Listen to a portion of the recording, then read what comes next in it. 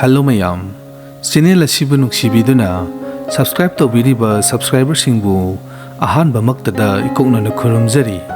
ngasi amuk mayamda pathokserake Chayol gi oiba Rashifal November gi tang 13 tagina November gi tang 22 phawbagi 2025 ki hafta gi oiba Rashifal aduni ahanbagi rashi asina Mes Rashi Chayol asi adongi upai oigadaba mioi kharana adongi damak soidana pambom tingbigadori hana leiramba sayanaba wafam singsu yanaba sel thungi phibamsu fagatkani ana yektagi fagalagani ishana tawriba sinfam natraga thabak aduda kok thadabiyu sarkar gi thabak tawbasinga londin nagani ishagi mingchat hengatkani adubu laibak yengbiki thabakti tawbiganu mathangi rashi asina Brisha Rashi Chayol asi ishagi budi loksing thokani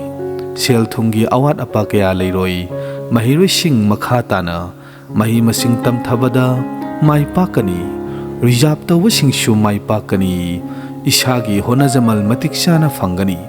langfai tufai satuna sel tanba singsu mayai wairap adum kanagani phamnaiba singa nakna tinabada khudong chaba fangani adumakpu wakhal pukningdi khara charangnagani mathangi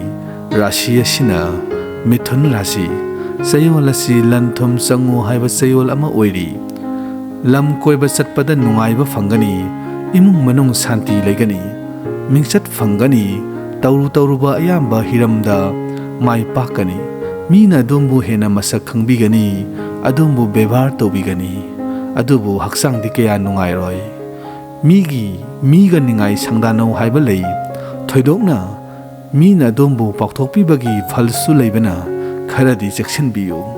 mathangi rashi asina karkat rashi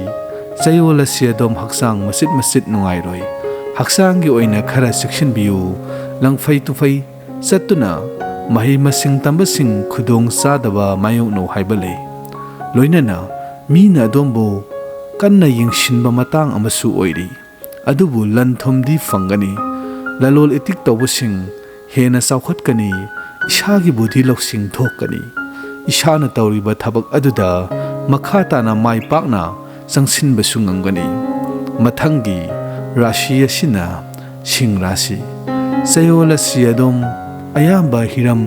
mangjin thaba ngamgadori thabakki sangyeng yawbada mai pau haiba lei thoidokna Chayol si thabak phangbagi tanja piba matamni kanna honabiyu mai pakani sanaroi singsu mai pakpa matamni langphai chatpada kanaba khudong chaba phangani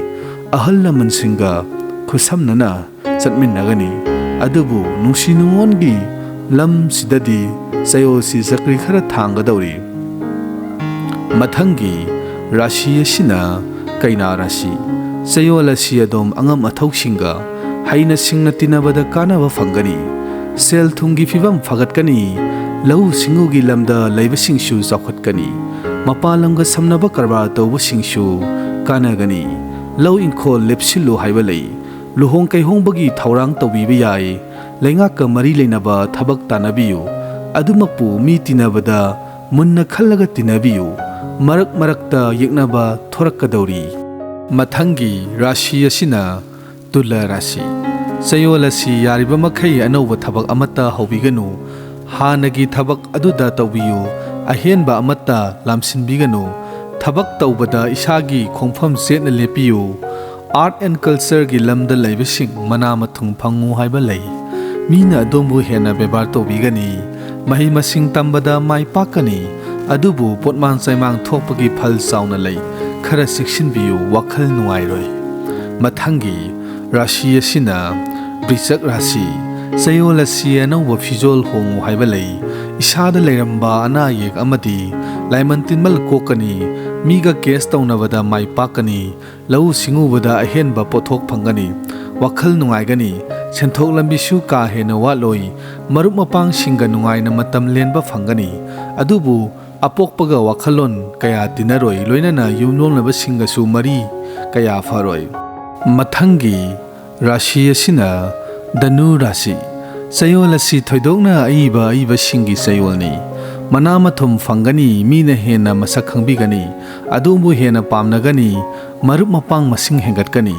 awang bathaki mahi masing tamthaba yagani masak naiba miyo sing tinabagi kanaba kaya su fangani laitin khurumba satkani shana honaruba ayambada mai pakani adubu karisu nattaba wahodagi mimang phamu haiba phalsu piri section biyu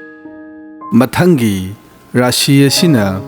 Makar Rashi Chayol asi lengaka mari leinaba thabak tawbada kanagani lau ingkhol lepsin bapaknai aru ehengi potlam amadi anauba pot chei changu haiba phalle yum kai chhaw haiba supiri lengaktagi matingna singba tanaba yaba matangni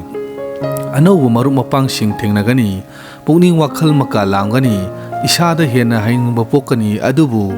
adombu yengsinba migi masingdi hanadagi hengatkadori mathangi Rashi asina Kumbha Rashi Chayol asi adom isagi honajamal phangbada ayet apan khara mayoknagadori thabak tawbada khurau thangani miga mungnaba yaba matang oidi haibasu khangna satpiyu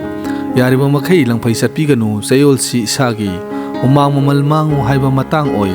masi khangda thabak tawbiyu amadi khong thangbiyu masina adongi Chayol sigi laiwani kaubiganu adom adubu ithak thongba singnadi adongi damak lepigani mathangi Rashi asina Min Rashi Chayol asi isagi laksumba matangni isana tawriba thabak ayamba mai pakani honaba lepiganu madugi phal soidana phangba ngamgani achawal lan phangu haibalai competition da mai pakani mahi masingi phibam su phagatkani pukning wakhal soiroi miga case tawnabada su mai pakani adubu haksangi oina amadi lamtu sathokpada khara section biu channel asibu subscribe tawbiramba amadi video asibu like nambiramba kaubiganu